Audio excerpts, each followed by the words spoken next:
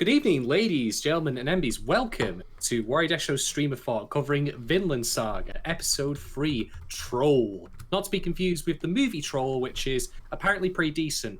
Also not to be confused with Troll 2, or Troll 3, or Troll 4, or Troll 5. They all exist. How about a Troll in Central Park, starring Charles Nelson Riley as King Lord? Oh man, that's a... Now you're trolling me by saying that. God damn it, man. God damn it. Anyways, welcome. I am Shadon, Norse god of bullshit. And joining me here today from the Pantheon as well is Norse god of insight, the Subtle Doctor. Hello, friends. All of you, welcome. Once again, I've been working hard, and I'm going to give it a go. I feel the need for a historically accurate accent, right? Vikings. Go on. Try me. So we tried, and it was apparently Australian. I tried again. People tell me it was a pirate. So here we go. Historically accurate Norwegian Vikings. Here we go. Hello, Shadon. It's me, the Viking captain. I'm here to take all of your lumber and your women and your mead. Doc. Yes. Viking. Doc. It's me, I'm a Viking, damn it! Doc. Don't patronize me, you fool. Doc. Yes. Are you doing your own audition for the reboot of The Hunt for Red October as Sean Connery? Because that's what it sounded most like to me. Thank you. Is that a Viking film? The Hunt for Red October. Is it about Vikings? That's what I am. Zardoz? Did you watch fucking Zardoz instead of Vinland Saga 3? Mess up, you motherfucker. The fucking sex cult film. That's what you watched. Great.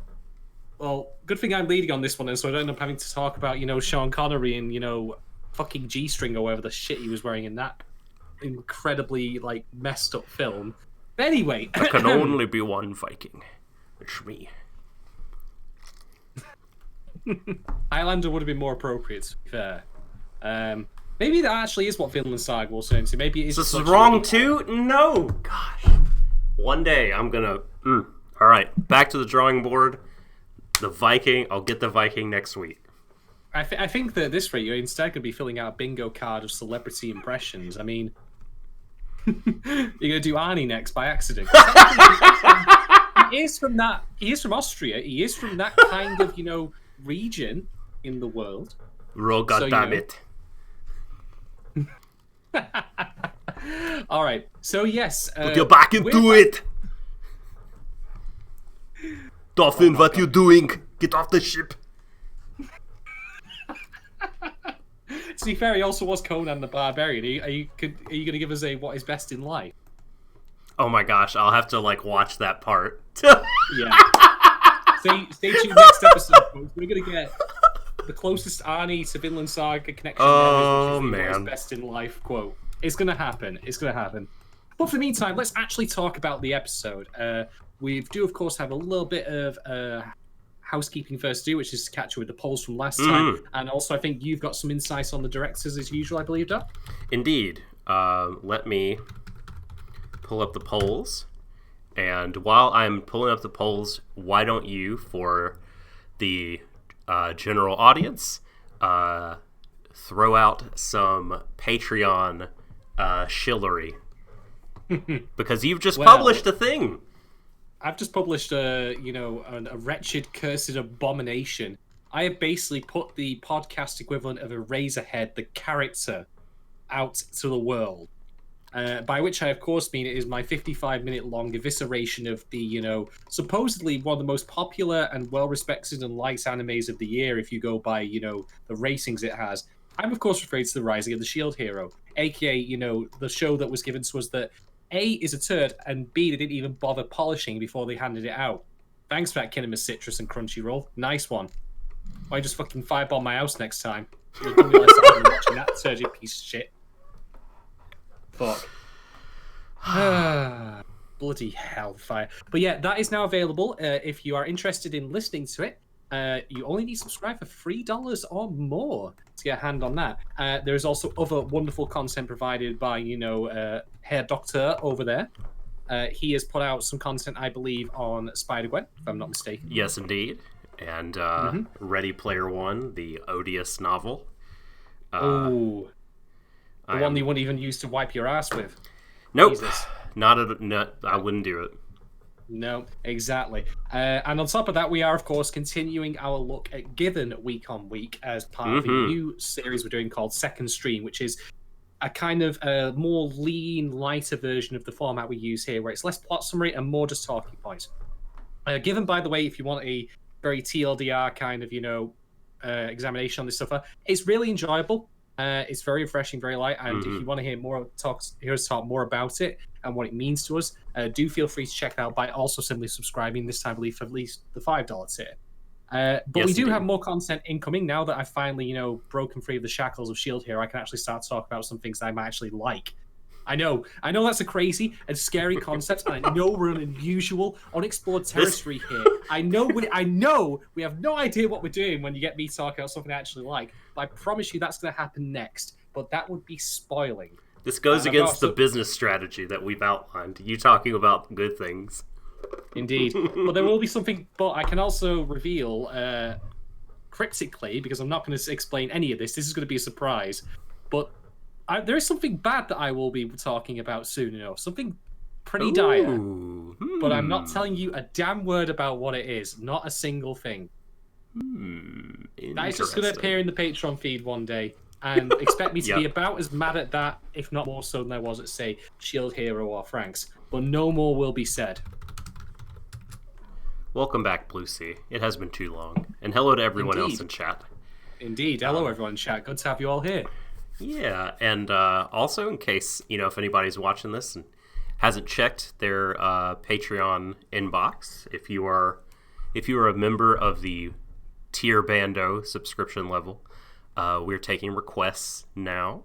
So if you subscribe to us at that tier, you will be able to suggest a show, 12 episodes or less, or movie or OAV for one of us to take a look at and do an essay about, like a kind of a deep dive, whatever we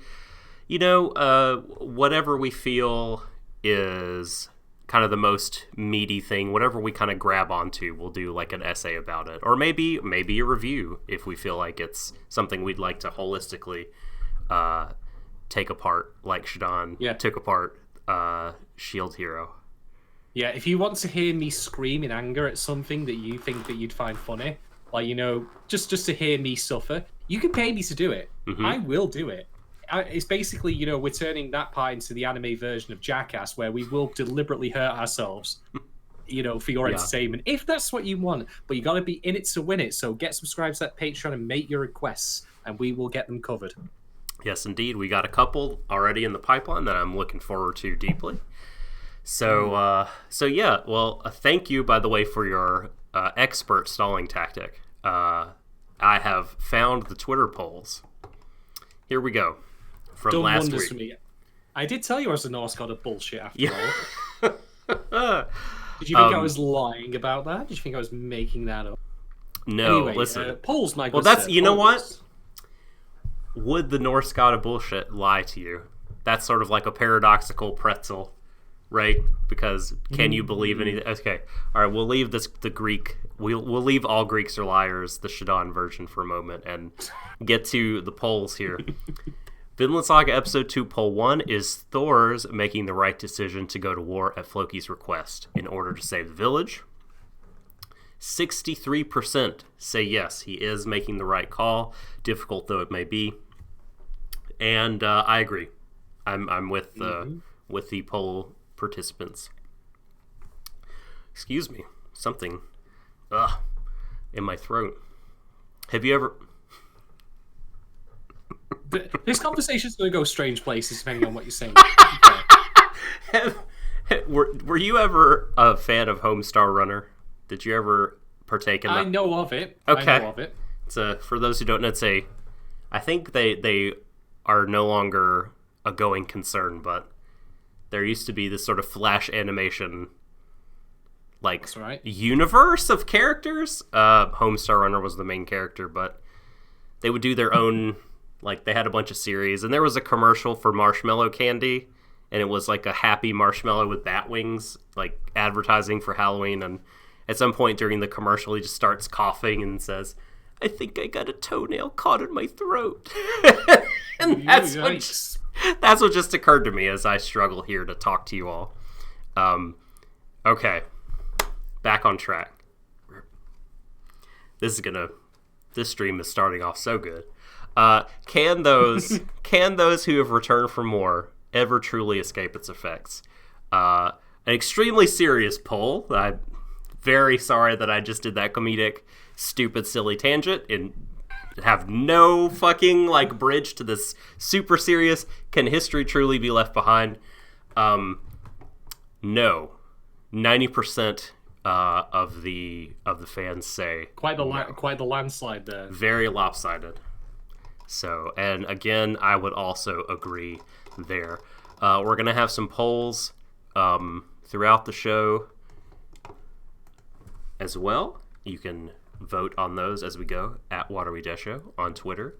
I'm currently looking for a way to display the polls in the stream so we can get like a live, oh no, one side's really up. Oh, look, it's closing the gap. All that sort of stuff. Next up after that, you need to start illuminating territories in red or blue on a live map system. Mm-hmm. Well, here once we've got enough viewers, we can see how North Dakota feels versus, say, Washington. Or, get a bit of New York in there. the Crunchyroll map. Which is your favorite? But that map scares me sometimes when I've seen it. I know. That's just as a side. I know. Some people have got some fucked up tastes. I'll just... You be you. Carry on. Tennessee's always very bad. That doesn't fucking surprise me. All right. So, man, Tennessee did... God. We have bad taste in anime as a state. You poor person. Shamed by association. Shamed. So before we get to Troll, episode 3, Turoru, I want to briefly highlight a fellow called... Well, you know what? I only know he's called Yamamoto. His first name, different, depending on where you look. Okay? Wikipedia has the director of episode 3 as Yosuke Yamamoto. Mm-hmm. You Google it, don't really get any anime results. However, there is a fellow called Yusuke Yamamoto. And LinkedIn has him named as Bob. Yes, exactly. Robert James. Known as Bob to his friends. Mm-hmm. And so this person is the episode director of Vinland Saga 3. And, they have a pretty big CV. There's a lot of storyboarding, episode direction, chief assistants, a few animation things. We've got some director credits. He's directed, been the head director on quite a few things. I'm going to do a Control F and type in director and tell you that they are Angel Links. Oh, no, wait, that's the unit director. He was not the head director of Angel Links. Forgive me. He was, however, the director of Aquarion Evol. I never know how you say that. Evol. Anyway, the second season of Aquarion, which people really, really like among all those seasons. That's a Shoji Kawamori show, by the way. That is right, yes. About robot... Praise be to our Lord and Master. It's about, if I'm not mistaken, a robot punching the moon while standing on the Earth. Because why wouldn't you? That's my favorite thing. If you build a robot big enough to be able to punch the moon, would you not? I know. You built the robot big enough to punch the moon. You go punch the moon. This ain't difficult. And it wasn't even a matter of like, listen, I'm with you. I mean, run for president on this platform, right? Big robots and using this robot wasn't even that huge. Like, I mean, compared to humans, yes. But the reason it punched the moon was, so it punched in the air and its arm just kept on extending like a chain until it hit the moon. It was awesome. Let's see. We got episode director, Bigata HK, Yamada's first time. Oh boy! The anime Yamada's first time. Oh, glorious. We got episode direction. I'm going to think that is not as... that is exactly what I think it is. You probably would be correct. That's what the marketing is, as I recall. Encouragement... Oh, so... Go ahead. So is his first time filling in his tax returns? Yes, thank you. Yep. Mm-hmm. Completely innocent. That's when you become a man. The first time you fill out a TurboTax. Then baby, I squeezed into that tax band, all right. Then you see the world differently forever after. Encouragement of Climb was a show that no one probably remembers. Seasons 1, 2, and 3, and the OAV. So this is his baby, apparently. It was a paycheck one, kept food on. Oh, Knights and Magic. I liked Knights and Magic. That was a fun robot show. This person likes to do robot shows. I've never seen The Masquerade. It's an OAV. Does that mean, just to ask then, does that mean now he's on Vinland Saga episode 3? Does that mean episode 4, Askeladd is suddenly going to pull out a fucking Gundam? Yes. Yep. Mm-hmm. He's going to... It's going to be You think you have the upper hand on me, but I have something you do not. It's going to... missiles. It's going to be and like... Gundanium armor. Oh my god. It's gonna be... They're gonna be like those Escaflowne robots that are not made of like alloy and metal, but like you see they're like made of gears, and you see some wood, and they're really like slow. No, we're gonna get the Macross thing back in here, which is that the boat is gonna turn into a robot. Yes! Oh my god! You're a genius. You're a fucking genius. They need to fly you over. That's... I have my moments. Amazing. Knights of Magic was a good robot show. Night Wizard, the animation, Master of Mosquiton, which is very old. I remember seeing that tape in Suncoast. I have no idea how to pronounce that, so I'm not going to. Sakura Tyson, something that no one cares about in our country. Sergeant Frog. Wow. Directed 103 episodes of Sergeant Frog. Surprisingly, this man's dedicated. Like That's not the entirety of Sergeant Frog, by the way. That's just the first 103 episodes. What did he croak halfway through? He was like, all right, 102? No, 103, yes. 104? This is the line. I go no further. What am I doing? What am I doing with my life? Sergeant Frog. Oh, I like Sergeant Frog. Shonen Maid, never seen it. Sounds riveting. Valkyrie Romance. I don't know if that has anything to do with Macross or not. And, drum roll please. Ooh. Drum roll please. Welcome to the NHK.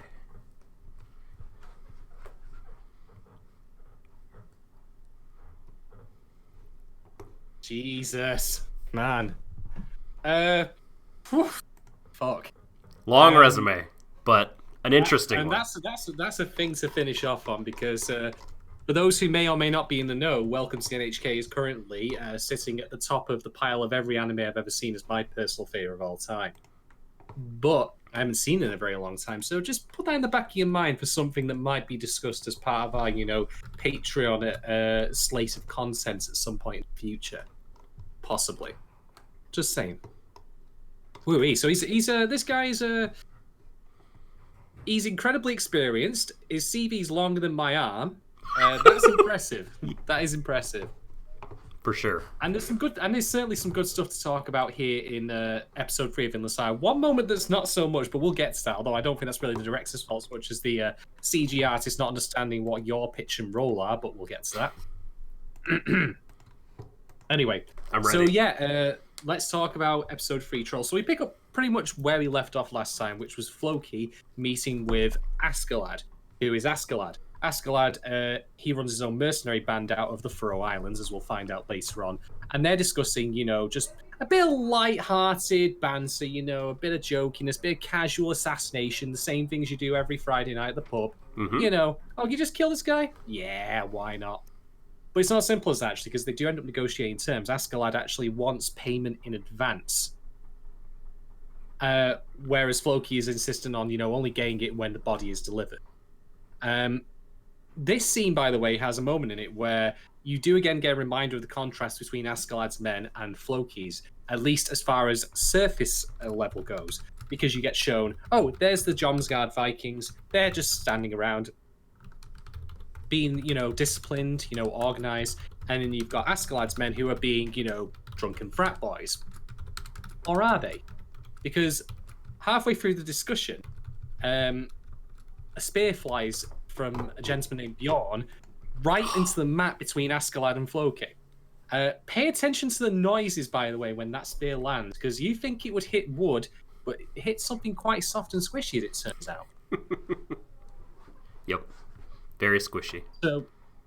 So yeah, eventually Floki agrees to the concession, which is to pay the Askeladd in advance. Askeladd asks, what kind of warrior is Thor's anymore? Like, is he still as awesome as we remember, the Troll of Jom? And Loki's like, nope. Nah. Nope. So, why was that spear thrown? It seems to be a bit of an accident, a bit of wonky aim there from Bjorn, but it wasn't. Because as much as you might think that Askeladd is, just a mercenary captain and a bit of a dimwit and also takes things too casually, given how, he's got his feet up on the table, as opposed to, very stern and serious Floki. Floki thought he'd try and have one up on him by having one of his men hide in this little gap behind the wall. But Askeladd figured it out and had him executed in front of his eyes to make a point. I'm the one who dictates terms here, and I don't give a shit about how good your Viking men are. We're all capable in our own right, even if we do look like drunken louts. And Bjorn and Floki discuss, the outcome of this and what happens next. And Askeladd. And Askeladd seems pretty, on board with killing Forge. He thinks it'll be fun. It'll be a challenge. This then lets us cut after the opening to Ylva doing the look I put on my face every day when I'm at work, which is the tired millennial, I'm too old for this shit, even though I'm technically only 18 look. Please protect Ylva, show. Let nothing happen to her, I beg you. Yes, please. So this is, in preparation for the launch, with the men going to war with Thors. Ari decides to turn up and, he has this plan down in his head. You can see he's practiced these words a little bit. You can see he's got some idea of how he thinks to be able to approach Ylva, and she could not give less of a shit. And especially with him embarrassing himself by, having his mum going, oh, you forgot your lunch, darling. Going out to play ball with the boys. That's nice. Be home in time for tea. Mom, you're embarrassing me. Shut up. Shut up. Mom. Get out of here. God. Can't you see I'm macking this Viking princess lady? Jesus. Indeed. God, Mom. The rest of the men, like some of them Stop actually ruining my life. Would you? Oh, God. Sorry. Some of the men do also try it on with Ylva, but Stu, of course, doesn't care one bit of it. The rest of them are, getting all fired up for the coming battles that they have no idea what are actually going to be like. Like, you've got one gentleman saying, I'll bring back a barrel of gold coins because that's how I roll. And you've got another dude saying, on this axe, my father's axe that he just made one winter. Yes. It's just a regular plain-looking axe. It's so common good. quality item here, vendor trash. He's like, on this axe, I promise, blah, blah, blah, blah, blah. They're all, making vague allusions to what they think, or vague ideas, about what they think the war is going to be like, that they have no idea what they're going into. Completely naive. In the meantime, while this is happening, you've got Leaf talking to one of the ladies who says, he says to the lady, that is, don't worry, the men are going to get dropped in Norway, and Thors is going to head off on his own to battle. Which means that Thors, he's still got a plan. He thinks he can, actually get through this, or at least send himself off to war without taking the men with him, because they've all, got involved in it. If he just drops them off elsewhere, they will then come back later. And everything's dandy. He still would rather not go, but can't be helped. Thors, by the way, is trying to find Thorfinn at this point, but can't. Two guesses, of course, if you've seen any sort of, children's film where Thorfinn might be at this particular point. But really nice moment is that as they're about to set off, Fors speaks to Helga and says, if you see Thorfinn, can you tell him? And he's like, but he's stammering and stuttering all over the place, which means, of course, he will be perfect as the host of this podcast. But anyway, so Fors says that, but Helga responds like, it's okay, I'll tell him. I really like that moment, but we'll come back to that later. She ruled this episode. She does. But I need to note, by the way, that it also turns out that not only is Fors an expert at warfare, he's also a blacksmith in, training and all that, but it turns out he has a part-time job at Papa John's with the gigantic pizza ore that he uses.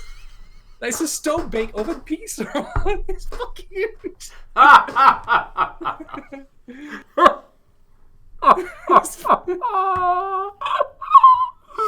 Yeah. I mean, where did that come from? Do you think it came from the metalworks place? Like, I think he just has it because that's how good he is at rowing. He's like, you know what? I don't fucking care. Like, I'm gonna row this boat myself because that's how strong I am. I'm Force, Troll of Yom, and I'm like 10 men wrapped into one. So the rest of the guys are like, it's sizes and everything. It's not everything's important in an oar. My butt, my butt is sore. These are men going off to war, and one of them is like, my butt. I'm like, oh, come on. Constantly, honestly. Yeah. That one guy with the, I don't know what you call it, the hair, like the sort of mohawk that becomes a ponytail. He was very much complaining the entire show about his ass was hurting. So I mean, Jesus Christ, he's honestly about as useless as a sandpaper condom. But well, anyway. So they all set off and everything. Once they get underway, some of them are a bit seasick. Fors is handling everything perfectly, and he makes a comment like, we're out to sea now and everything's great. And then suddenly from somewhere, are we out to sea, Dad? And Fors, in an amazing little moment of comedic timing or comedic perfection, just goes, yeah, we are. It's great, isn't? Wait, what? What? And then, of course, Thorfinn pops out of a barrel on the ship, desperate for a leak.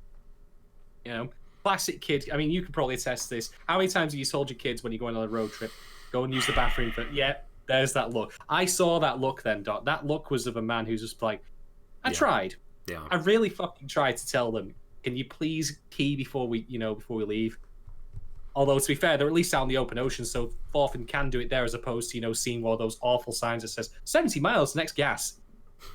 So this, in my head during this moment, I was thinking, stream of thought.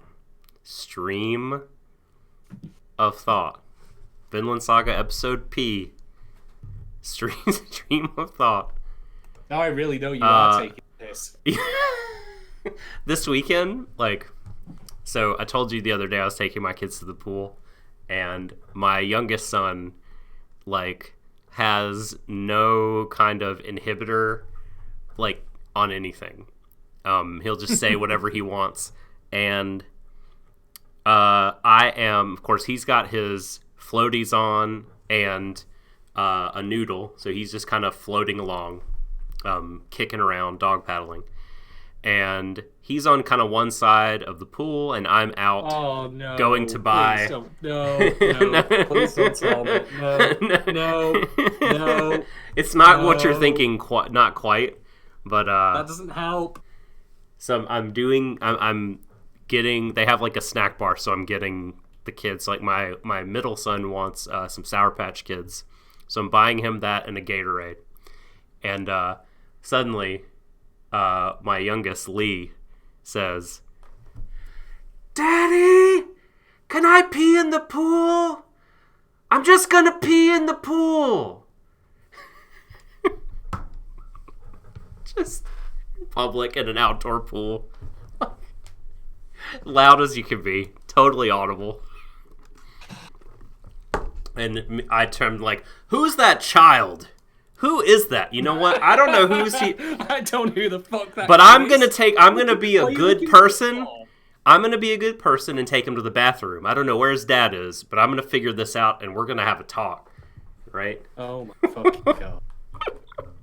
Oh, He kills me, man. He cracks me up. No wonder you love this show so much. It's not the question of it being a well-written, well-directed, piece of, quasi-historical, drama and all that. It's just because you can get with the dad stuff. You can understand the dad stuff. I mean, Thor's is an incredible dad. Like, he dwarfs me in daditude and dadness. And everyone needs a goal to aspire to, right? Everyone needs that. To be able to row a boat wheel on one side. Yep. Yeah, and I gains, man, guns. I wouldn't be doing good. I pulled my shoulder when I was flipping my children into the water. On to be fair, it was like the 20th time I'd flipped one of them, but I felt something twinge. It's like, uh-oh. This is bad. We have to stop doing the throw flips. Oh. So dear, oh dear. All right, so yeah, Thorfinn emerges. Relieves himself, but as he's doing so, he notices the wide open ocean that they're now in of, and Thors comes over, and he's initially, got the, right. There's going to be a discipline in here, boy. By the way, Felix, I cannot believe you just said that. Given what happens to Mufasa in the fucking Lion King. You're more right than you fucking realize. Oh my god. Except Thor's, you can modify it to let you, everything the ice touches is your kingdom. You'd have to do that instead of the light. But yeah. And his son is a ratty piece of shit. Who doesn't it all fits. It really does. Does that mean that we can get James Earl Jones voicing Thors? We have to do that. That's a powerful combination. That's powerful. Yes. Ooh. Yes. Ooh, yeah. Who needs to teach him Hakuna Matata, though? Who's going to emerge? Will it be someone we've already seen? Leaf. Will it be Leaf? Will it be Halfdan? Leaf. Halfdan's secretly a fun-loving guy. I doubt that. I have to be law and order to the world to preserve the village, but inside, I'm a fan of musicals and Broadway, and I'm just bursting. It's bursting inside me to get out. And this is our secret friendship in which I will do this. So, Thorfinn, he notices the wide open sea and explains to his dad, "It's the sea, Dad, it's the sea!" And Thors is like, "Oh, you son, but that's important for later, just bear that in mind." Anyway, we cut back to Askeladd, who, again, true to as the episode develops him and goes through, we realize he's a lot sharper than he looks, because he infers, after discussing with Bjorn, that Floki is doing this not because he was ordered to, not because, the king of Norway or whatever actually wanted Thors dead or gave two shits about it, but just because he's got a personal grudge to sell. And again, Floki having a grudge against Thors, who'd have thought it? They're nominative determinism there, am I right, folks? Am I right? But anyway, after that discussion ends, we cut back to the boat, by way of a nice little bit of cooler shot effects here, where he's like, I can't wait to see what kind of warrior this Thors is, and it's just him smacking Thorfinn to discipline him. He's just going full dad on him as opposed to actually doing any sort of big brawny man stuff. But anyway, cuts to night, pitch dark, and Thorfinn's asleep, being looked after by his dad. And this is the point where Ari, after being warned not to stare into the sea too long lest it swallow him whole, he reveals to Thors that he would like to take Ylva's hand in marriage. And Ari is very much like, I want to prove it by slaying a general. I want to cut off his head and present it to someone. And he asks Thors for a story, a story of his time in battle. Mm-hmm. Because, hey, Thors is a storied warrior. He's got a lot of history and experience with it. So what's the story that Thors chooses to tell him? Arguably the hardest battle he's ever fought. Against Helga during the point in which he wants the child named. Because, of course, he talks about Ylva being born and how initially he could not give less of a crap about it. He's like, what is this? What is this thing that I'm holding in my hands? I mean, it pained me. Why should I care? It's just no, her neck. Her neck is going to break. That's just awful to see. He's got his hand on his hip he's just looking at a gourd or something he picks up from the fruit aisle. It's a bit misshapen. Roots coming out here. I can't make a stew with this. Go away, sort of. But Helga lays it down to him. Name this child. So help me God, name this child or I'll rip your dick off. Okay, maybe that didn't happen, but I can imagine it. I can imagine it told. And he does. Now, here's the thing, right? He's telling the one story that, I mean, as much as I joke about being like a battle and all that, it's the thing that woke him up to, like, you know, the fact that he probably should not be so into war or so indifferent or so cold, you know? And he's telling that to Ari as the sun rises as they approach the Faroe Islands. And Ari's like, "Can you just tell me something about him? You killing a bunch of people, you know?" Nah, not really. But yeah, he's all dewy-eyed over it. So they end up at the Faroe Islands, which are, just for geographical reference, north of Scotland. And Yeah. they end up going into the inlet, or into where the village is, where Askeladd is, because they're going there, and it's Askeladd is going to be waiting there for them. Leaf notices that something's not right in the distance as they go through. Not to mention also the camera angles of the fact that there is cliffs on both sides. It's the perfect place for an ambush. And he notices that there aren't as many houses as there used to be. And then they are entrapped. A load of debris from said houses falls behind them and blocks their boats from advancing. And at that point, then, Askeladd's men row into the harbour in front of them in a scene which I think the CG director might have been a bit ill-advised, because one of the boats drifts sideways. You love... Like, didn't that happen in an earlier episode? No, this was the one. This was this was the one. Okay. This is the moment where the boat drifts sideways, and I'm like, what the fuck? Is it Sean Hobbs, rowing this thing? Can you drift a Viking boat? Can you get some sweet skids on that? What the It's minor. I found it funny more than anything.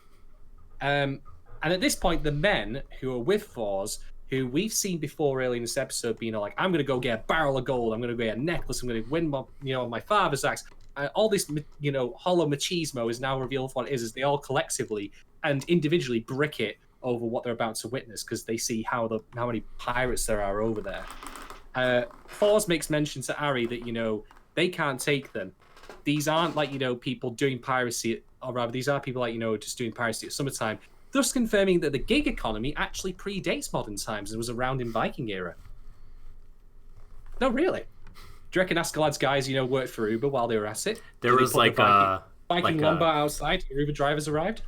Was there like an umlaut over the U in Uber back then? Quite possibly. Uber. So if nothing else, I think, they're just crowd sharing or, driving their, murder and assassination. Best I can do these days is order a Subway. It's not fair, is it? Anyway. So yeah, the men are basically told by Thors, we're buggered. We don't stand a chance, but I am going to go and do something. I'm going to go fight. Reluctantly, he goes to his chest and draws his sword. Only his sword out. Not his arm or anything like that. Puts it on. And he remembers when Thorfinn pipes up that Thorfinn is there. And with a deep sigh of absolute reluctance, he takes the dagger out that Thorfinn found in episode 2, gripping it tightly, because he's, again, reluctant. It's a big step for him to do this. Gives it to him and says, only use it to defend yourself. Simple as that. He reminds the soldiers, the men with him, not to say kill so lightly. And this is the point where Bjorn decides to, pop his first magic mushroom of the show's run, so I'm going to be keeping track of that. We'll have a counter in the top and the bottom right. Ding!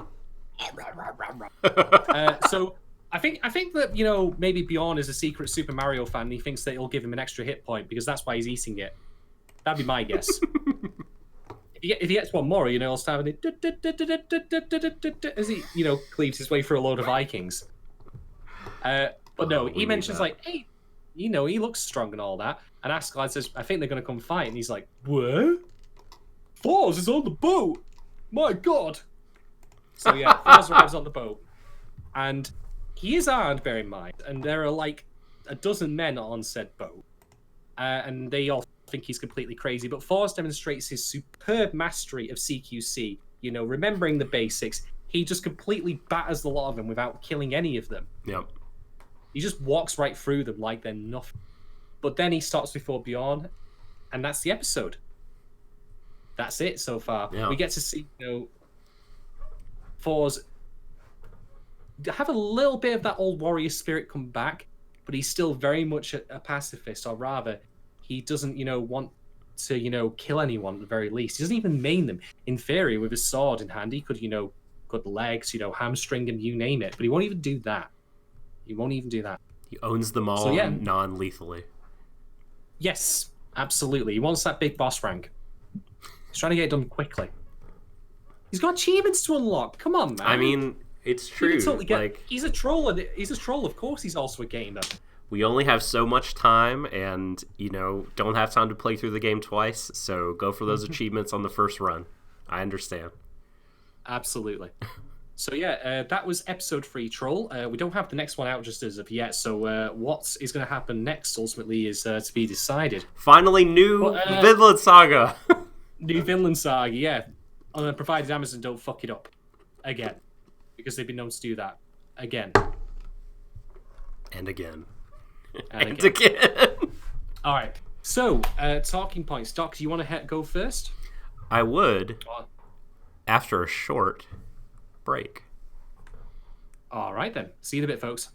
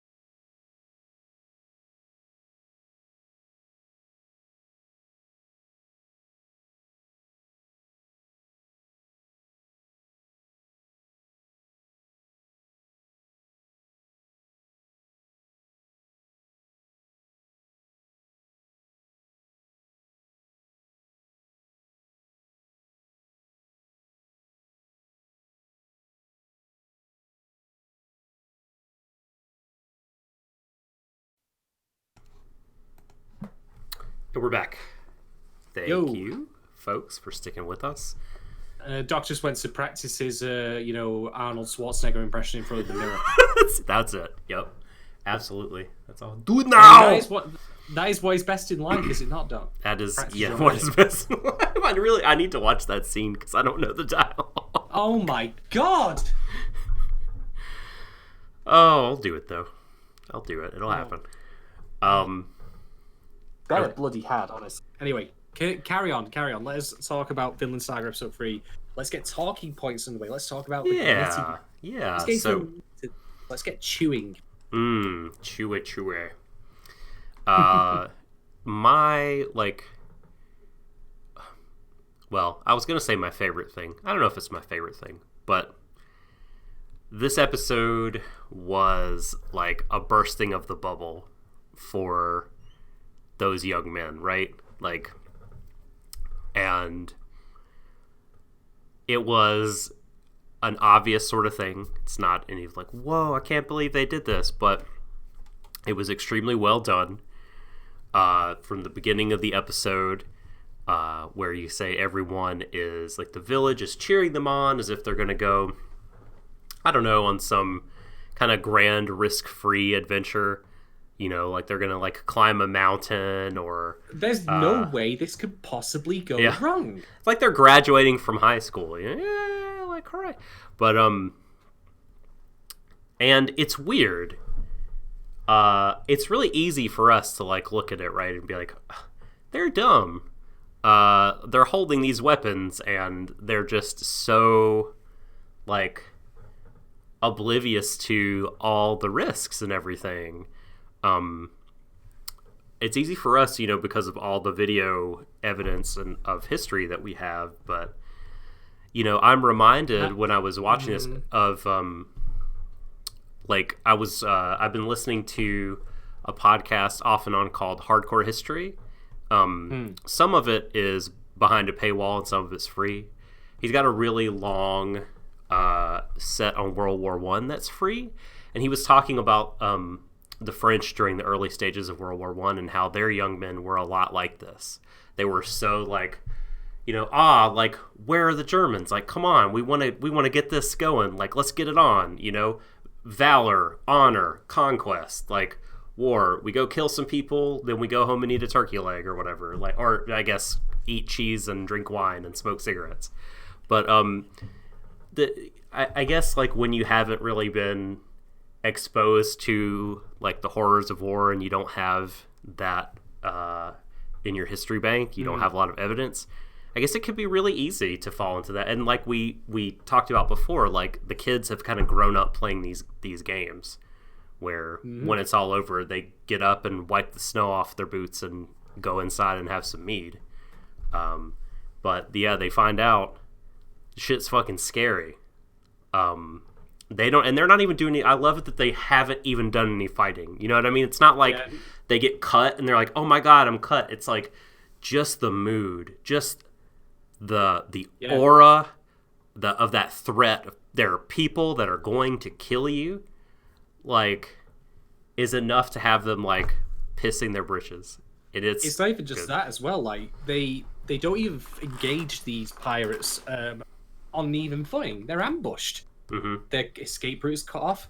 They've got archers on both sides of the cliff on the inlet, and the only way they can go is forward, which is towards the two groups that are on those longboats.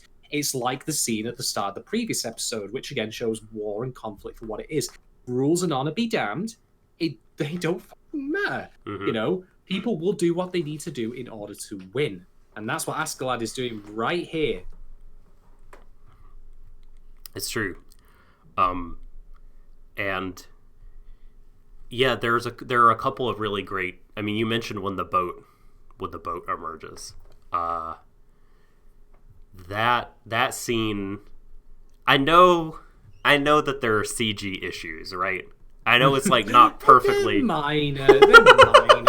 I know it's not perfectly executed visually. But something about like dead silence and then just boom. Boom, boom, boom. Like with the drums of war, and slowly around the corner comes this ship, comes your death, pretty much. Yeah. And never mind that Luke did the same thing. He was of course leading the tempo for the rowing with the drumming as well. But then he's like dum. Oh shit! Fuck. Something is weird about this scene. That's when, not to use a bad metaphor, but when the wind goes out of their sails, quite literally. Yeah, and I loved like that he noticed that there were fewer houses, and the thing that blocks their exit is just deconstructed houses. they had houses pitched on top of them. I love that that was just such a nice detail, because often, I mean, who cares, right? Like they got some lumber, like we wouldn't even think about it, but this show goes out of its way to be like, we're even going to tell you where this random group of mercenaries got the lumber and hay and rocks to avalanche onto these Vikings. Like, I thought that was a really nice touch. Indeed. All right. So for me and my talking point, I'm actually going to combine two into one here because they're kind of on a similar bent here. Let's talk about environments. Now you can use environments to do storytelling and accentuate mood. So Dark Souls. Let's talk about it. No, I'm kidding. I've never played it, so yeah, I'm one of those people who apparently needs his head examining because he doesn't care for Souls games. Anyway, we'll talk about it time. So let's go back. Let's rewind to the scene between Ari and Foz on the boat in the dead of night. So it's pitch black to the point where Ari is told not to look into the water lest he be consumed by it. You know, that murky place which seems like all very attractive, but it's actually really dangerous, which is a metaphor for his own mindset on how he views war. Like, he thinks of it, you know, as something that, like, you know, seems very tantalizing, you know, very ethereal, but it seems cool and all that. But he's like, no, you get sucked in, you'll die. You'll die. Well, that's not the thing I want to talk about necessarily here. Pay attention to the lighting and the time of day as this scene progresses. So Foz initially starts talking about, you know, war and battle and all that, and we start with the flashback of Foz when he was younger, when, you know, Ilva was born. And that's at the time that he is telling that flashback is the dead of night. But then once Ilva is born and presumably he has named her, and he says that, you know, he was scared of battle, it is daybreak. You can see the daybreak coming over the horizon. It's a nice bit of environmental cues there. Tie into the mood that he's trying to set, and the tale he's trying to say, he's trying to bring Ari out of the darkness of, you know, loving and fetishizing war, even though he's never seen it firsthand, towards a tale of, you know, what Foz thinks people should genuinely care about, which is, you know, family. And that's when the daybreak happens as well. Like, that's the light coming over the horizon, the light that got him out of the darkness, so to speak. So nice little parallel there. I really appreciate it. The other one I'm going to mention as well is that you might recall also I said that Thorfinn makes a big note and a big deal of the sea. Like, he's looking at this vast empty chasm. You know, White Rolly's pissing into it, mind you, but at least he isn't dropping, you know, a wrinkle in there or anything like that. So maybe that's not so bad. But then, that's, you know, the Foz reacts to that, like, you know, with a bemused but ultimately, you know, happy expression. Like, you know, he condones that. He's happy with that mood that Thorfinn is showing, that, you know, that viewpoint, the one of curiosity, of exploration even. So ties that together there. Vast open sea, plenty of places to go. Who knows what you might find? Then contrast that with where they are in the inlet. There's nowhere to go. It's very cramped. And there's only one way forward, and it's to death. There's no going back at that point.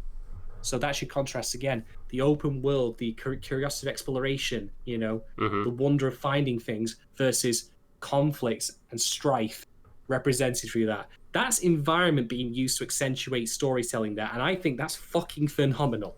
I think that's a really good small detail there, but it really helps sell. It helps texture the story. Yeah. I mean, the writing is already really good as is, and there's a lot of other small stuff, like I mentioned, Foz is, you know, clenching of his fist when he takes the dagger out because he really doesn't want to do it. Little touches like that. But using the environment to sell this stuff as well is just that extra little bit of polish that I really, really appreciate.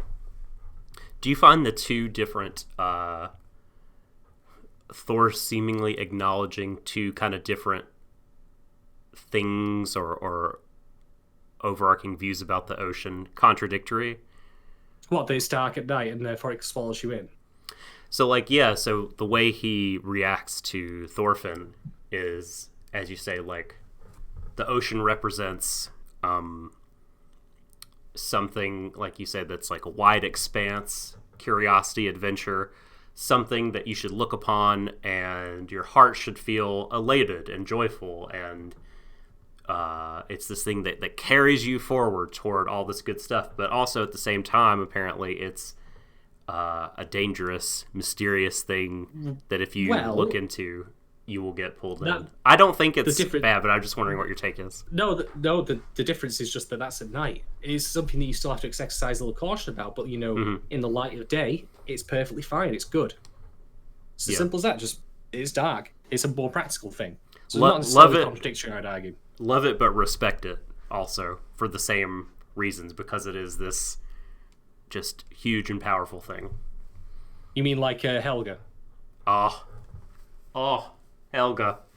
God. Helga looked like I kid you not, she really did look like she was going to rip his balls off. Like, man, that was so fucking great. I know. Like, she had... Oh, go ahead. And I was going to say, like I mentioned before about Helga, you know, and the conversation she has with Foz when they leave, the unspoken message she gives to Thorfinn. Yeah. And we don't know what that message is, and I don't think we'll ever find out. But I really appreciate the, unspoken. Like they get each other. They are that closely knit. They can understand the sentiment, and I think that maybe even Helga herself, like as much as the messages for Thorfinn, it's probably for her as well. Because I mean, Thors is going off to war here to save the village. If he is ever to come back in the best of circumstances, he'll be a very long time down the road. They might never see each other again. Yeah. But she understands and accepts that. Doesn't mean she's not necessarily unhappy with it. Mm-hmm. But that kind of unspoken bond. And actually contrast point between that and when she's like, Thors, you're going to name this child, or so help me God, I will make you shit your own teeth. You will do it. You will name her before you leave the tent. Yeah, she had, like, that moment that you're talking about, that wonderful, like, I know you don't have to say it. I understand your feelings, and I will convey them to our son. She had what I thought was this really great, like her and Ylva both, when the men are leaving, and everyone else seems to be like cheering as they wave. Like they wave, but they had this look on their face, like they know. Like Helga knows. She knows what's up. Out of anybody else that's there, she understands, and she's willing to let her husband go into that, and she knows how hard a decision that is, and just she's really carrying all the weight, like, and that sort of shows that there is a contrast between her physical, like, body, her outward stuff. She's been described as kind of of poor health, a little bit weak. When they're talking about the birth of Ylva, it was a very hard birth for her. It put a strain on her, but like inwardly, she just has all this strength and just like a iron, like steeliness that helps her support all those other people in her life, like Thors, who couldn't find the right words, and like Ylva, when Thors was not going to name her. And let me just take this time to point out, in that scene, Thors is being a fucking asshole.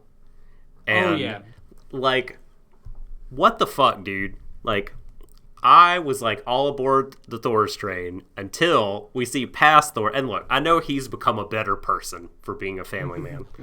But the whole, like, give me a boy, bitch.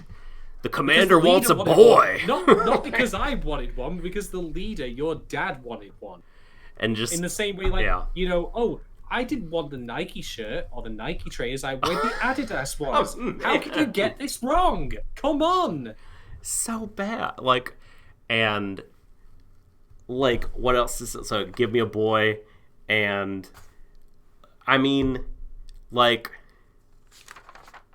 not only is he being insensitive to his daughter, who, as you say, he handles like it's some kind of defective toy or like a weird, like, oddly shapen piece of fruit.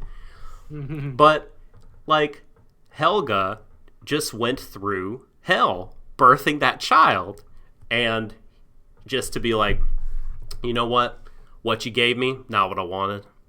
Like, you fucker. Like, how could you do that? And I love her gathering everything up in herself to sit up and give him that glare. The only time he's ever seen her mad. And, like, I have to say, the way that her, like, eyelashes are drawn, Ylva too. Like, I love that. Like, I can only call to mind one other anime. Funnily enough, it's called Second the motion picture. It's called Jormungand. No, did they do eyelashes that way? I didn't know. They do giant eyebrows and eyelashes, like. So eyebrows, yeah, I have seen like the thick brows like they have, but just the coloring in of the eyelashes, it reminds me of Jormungand. The way they do Coco Heki Martyr in that show. So, man, Helga. I'm flying the flag now of the Helga Appreciation Group. Protect Helga, protect Ylva, protect this family. Well, about that, boy. I don't have much else to add right now that we haven't already really covered. Do you have any other talking points you want to throw out, Doc, before we get into questions from our patrons? Let me go over my. Oh, I wanted to. You touched on this in your summary. I thought that the scene at the beginning, when they're negotiating, they being Askeladd and Floki, a fee, and it's just one of those amazing, like you could make them, you could transport it to modern day, and they could be two mob bosses, or two samurai generals, or anything. It's just like this really great kind of cat and mouse game, or two Google executives, where everything is happening below the surface, below what is spoken between them, and all the sentences are loaded. You must feel pretty good. You must feel pretty confident right now. And Floki, let me tell you about the algorithm. You must feel pretty good right now trying to milk a few extra advanced pounds of gold out of me. And do you see this box here and why it's called Content ID? I'm gonna break. Floki is all believes he has the upper hand, and he probably does if it were to come down to it, but he doesn't want to incur a loss here of any life, and it's more than he can help it. But he had a hidden man to bully to bully Askeladd, or to do something to him to pull a Kool-Aid. Yep, to refill his cup. Yes. He was the Kool-Aid man. The first Kool-Aid man. He was the ancestor of the Kool-Aid man you and I know today. Regrettably, something happened to him in the field of battle. So, I feel like Floki was about to signal him, right? His eye, shot up, and I'm sorry. I just imagined not the Kool-Aid, but that guy hidden in that little alcove, his arm just reaching out and strangling Askeladd. The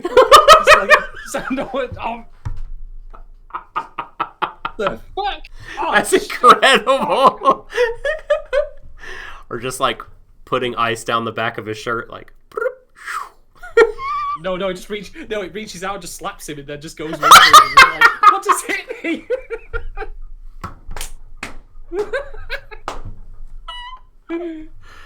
Did someone just slap me with a glove? For no reason? Was I challenged to a duel? And Floki's just there no, you're just imagining it. Carry on. Okay. Ow! I love it. Oh, really? Floki, are you sure nothing's happened? No, I'm serious. I tell you. Everything's normal. Alright, so let's talk about the gold drumming. Ow! Just constantly like that. Or, what if there are two, and it's zoop, scissors, razor, they start to trim him up. Are you and I, Doc, collectively coming up with the premise for It's Always Sunny in Vinland? I think we should. Yes, this is a good idea that we should. I'm just not imagining Danny DeVito going, Floki, I've got a plan, Floki. Man, I need to watch more of that show. I haven't seen enough of it, but I've liked what I've seen. But speaking of scenes, I love that scene just because, Askeladd reads the room really well, and Bjorn is apparently a badass. Yes. And sort of, I accidentally did it. It's all so, it's just tremendous. So much tension. Sorry. The tension. Ooh. I'm so sorry, Askeladd. I just completely threw the spear at a 90-degree angle away from where I wanted. I wanted to go into that, target over there. I didn't mean for it to end up over here. My bad. I'm so sorry. It wink, slipped. Nudge. Wink, wink. Nudge, nudge. I was aiming for the monk again. And, oh man, Big Bang's Hurt refers to, the music in that scene. And I agree. That was a great tension builder of a scene. I loved it to pieces. So good. And indeed, the nameless mustachioed would-be killer is No more. Hmm. So, shall we get to questions from Indeed. the Discord? Indeed. If you are a $3 to $5 patron on a Patreon, that's patreon.com/Warui Deshou, you can ask questions in our Questions for the Stream channel, in which we must answer them in detail, no matter how ridiculous they are. Oh boy. Kicking it to you, Shadon, to read the question. The first question. Indeed. So, firstly, on the questions here, this comes from BlinkRG.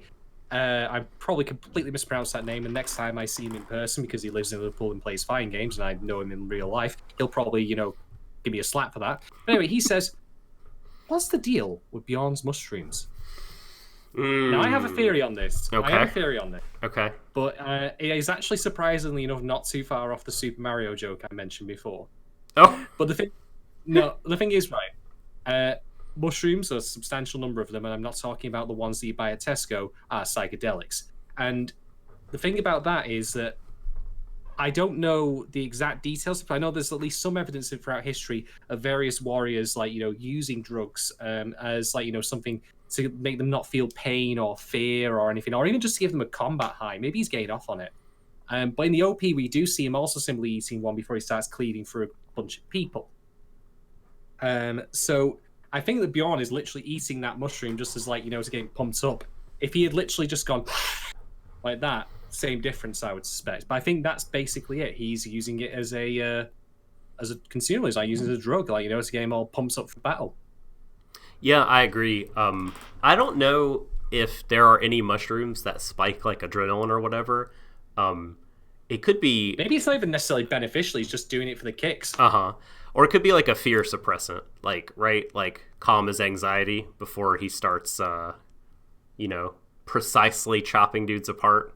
He's got to have a steady hand for his surgical technique.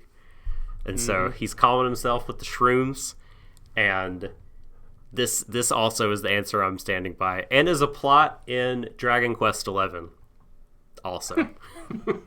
I mean, when you said that, then I'm thinking, I don't know if any of you have ever seen it, but it was one of the Team Fortress 2 Meet the Team specials, specifically Meet the Pyro, where it's complete horror.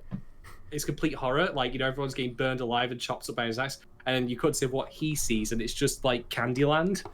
It's like, da da da da da da da, killing people, setting them on fire, having a wonderful time with my friends. I could actually very karaoke the exact song from that, but I'll not do that to spare your ears. I mean, sorry for headphone users or regular users or any users. Anyway, but yeah, that's the answer to BlinkRG. I think it's as a psychedelic to get him pumped up the battle so he enjoys it more, or maybe to give him some sort of edge. But I think that's it. Next question. This comes from Talulabel. How doomed do you think those 5 guys are? Referring to Ari and the others. Oh boy, man. On the, I think, what's my favorite acronym for this? SOL? Shit out of luck. Yeah. I was going to say that you folks have a saying for this. They are proper fucked. Yeah. They are well and truly done. I mean, clearly Thorfinn is going to make it. He's not included in the 5. I don't think... Do you think any of the 5 of them are going to make it to Norway? They seem to have... No. Singled out Ari, but... Here's my guess. Here's my prediction. I'm actually basing this a little bit from the OP here. Not one of the 5 guys there is going to survive. They're all going to be turned into, steaks, basically, or whatever. 5 Guys burgers and fries. Do you know 5 Guys burgers? Okay. Yes, I do. Okay. Hopefully the 5 Guys does exist in Britain. Okay. Oh, okay. I was not aware. Cool. Yes, so Leif is gonna. Yeah, I was gonna say this. Leif is gonna be allowed to go on his way. He'll be spared because of him being a famous explorer, but he will probably end up going elsewhere, not going with Thorfinn. Because here's the thing: we see Thorfinn sharpening his blade on Askeladd's boat in the OP. Ever heard of the band? Oh man! Ever heard of the mercenaries who looked after Guts in Berserk? Now you've just depressed me deeply. Yeah. Every single person apart from Thorfinn and Leif are going to die. Leif is going to be sent on his merry way, and Thorfinn is going to be taken in as Askeladd's, like whipping boy or whatever you want to call it. Okay. Yay! Vinland Saga, Berserk! Let's go! Horrible things happening to children. Fucking brilliant. Love it. Do you think, like, here's a scenario. So, Thor's is killing people, doing really well, and his son gets taken hostage, or he is, like, under the gun, and Thor's deviates from his usual battle strategy, falls to the hand of Bjorn or Askeladd. He's dead. They kill all the other guys in a brutal fashion. And Leif somehow, like, rather than fight to protect them, at some point he's gonna, like, trade a bunch of shit for his own life, and he'll sail away. And Askeladd will take Thorfinn as his ward and raise him up. And Thorfinn will be harboring this grudge against Leif, and at some point down the line, he will have some kind of confrontation with Leif. Probably ultimately not killing him, but having to confront that thing from his childhood. Do you think cowardly Leif, like, will sell them out somehow? Not sell them out, but just, like, flee the battlefield and trade them as shit? I don't think so, but I'm going to go one better, or one worse, depending on your perspective. Okay. Let's imagine that Thorfinn gets knocked out during the fight, or he, like, runs away and hides and doesn't see or witness anything that happens. So he goes back in the back. And then let's say Thors is killed, but of course Thorfinn has no idea what's happened. So after everything's happened and all of Oh no! No! All the men have been killed. Askeladd finds Thorfinn, takes him out. Do you remember what we were talking about with the Lion King comparison? Do you remember what Scars decided to say? Not saying things going to happen here necessarily, word for word, but I could imagine, given that, Thorfinn had already, believed his father to be a coward, that Askeladd's going to say, yes, he left. He fled and left you to die because he is a coward. And that then sets up Thorfinn to have to deal with, what he knew of his father versus what will happen over the years as he grows up. That lasting image of him, like, what his father's legacy was, some lies against him, but the truth that he was a genuine, gentle and kind person who didn't want to murder and be a tool, for just wholesale slaughter. But I can see it happening. We've already seen Askeladd is quite cunning. This is why I shouldn't write shit, because I have the cruelest of intentions towards fictional characters. I can come up with some mean shit. I have come up with some mean shit in my fictional works that I've written. So yeah, I'm very sorry, folks, for the nightmare fuel there, but basically they're all screwed except for Leif, who will get away for one reason or another, and Thorfinn, who will be, fucking Askeladd's chimney sweep, whatever he's going to end up getting him to do. But yeah, if you've read Berserk and you know what happens, I don't remember what the name of the fucking guy who the first mercenary. Oh, Gambino? Shit. Yes, thank you. Mm-hmm. Yeah, he's going to be to Thorfinn as Gambino was to Guts, although hopefully not to the extent. I'm just creating a poll. I apologize. Rough times ahead. Boy, this is all a lot. Like, oh man, I have grown to really enjoy the more just all the goofball characters, right? And the gentle dad who has seen some shit, but he's now a better person. Like, it's all about to be taken away from me. This is about to become a different show. I mean, I don't know if it will entirely lose any and all levity. I'm sure, I wouldn't be surprised, I guess, having not read the manga of Vinland Saga, I wouldn't be surprised if adult or teenage Thorfinn gets his own sort of version of Puck. You know what I mean? Someone to, like, bring the mood down or up a little bit. Something. But yeah, no, everything's about to change, and this is what we signed up for. So I can't imagine what we're in store for. I hope that all these characters from Thorfinn's childhood that do survive, I hope some survive and they come back around into his life later. Leaf will do that. I hope his mom and sister do. God, please. They'll be fine. They're going to be left as is, I reckon. But yeah, I think that if any of you happen to have fans at home, be prepared to throw the shit at them, because that's what's going to happen imminently. Like, we're going to hit DEFCON 1. It's going to go badly.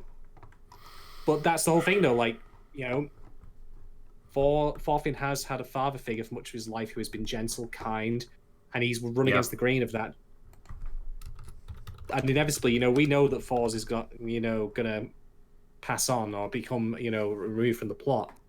But then if he does become Askeladd's ward, as we see in the, suggested by the OP, that's going to be then a question of how Thorfinn grows up and learns from that, and what ultimately his big takeaway lessons are.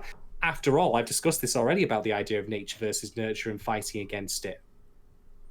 And as much as I prefer the idea of nurture over nature, gotta be careful what's nurturing him.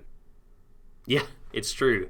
I mean, I expect that this idea of freedom, can you have it?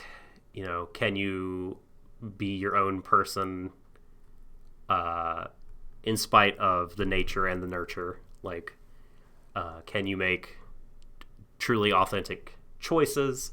Can you find like your own place in the world whenever the world is consumed by everything that the world in Vinland is consumed by?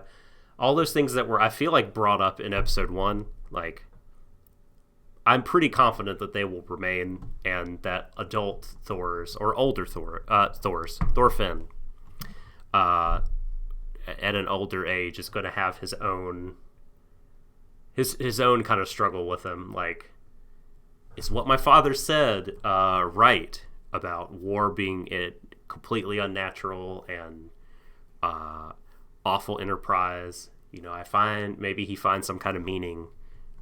Maybe love blooms on the battlefield for him.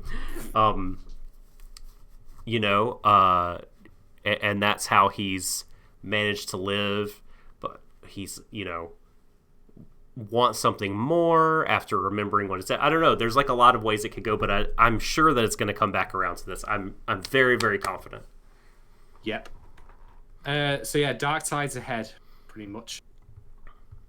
Indeed. Good luck, Thorfinn. You're gonna need it. It's all gonna be pretty awful. Boy. Yeah. But anyway, I want to give a quick shout to Blinkage and to Bell for offering their thoughts. Again, if you want to get in on the conversation and ask us direct questions of any nature, be they serious or silly, about Vinland Saga, that is just one of many benefits you get from signing up to our Patreon. So for as little as $2 a month, you'll get your Discord access, and I'll get you the opportunity to ask questions, and you can get other quality content, like me taking a giant shit over Shield Hero. Just saying.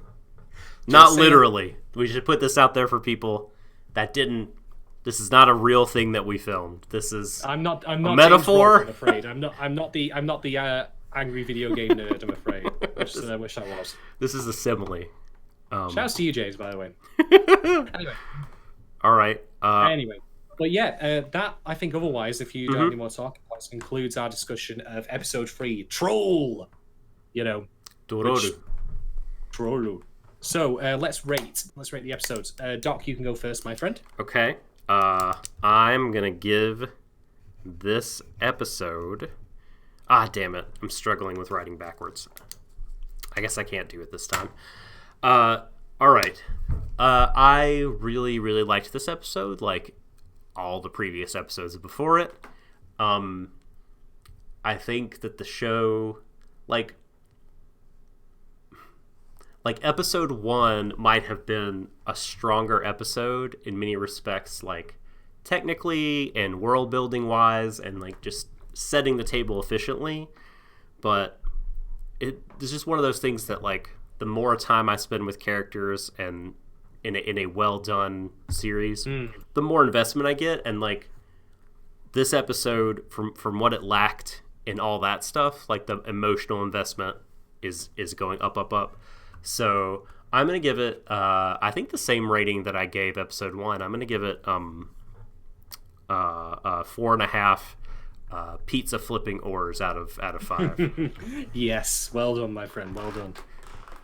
Right, for me, I think, again, like, one of the things I really appreciate about Vinland Saga as we get more and more into it is how detail-oriented it is in terms of not just what characters say. It's not being verbose or, like, overly, like, flamboyant with dialogue or whatever for the sake of it.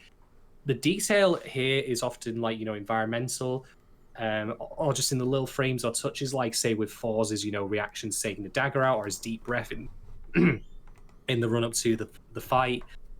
Little things like that. I always am incredibly impressed by people who take the time when they're creating a work of fiction, be it animated, movie or otherwise, where they will put those things in. Doesn't mean I necessarily got all of them or spied them all, but I appreciate nonetheless texturing your work and making it that tactile, in my opinion, is one of the best things you can do, apart from just crafting a great script. And the script is great.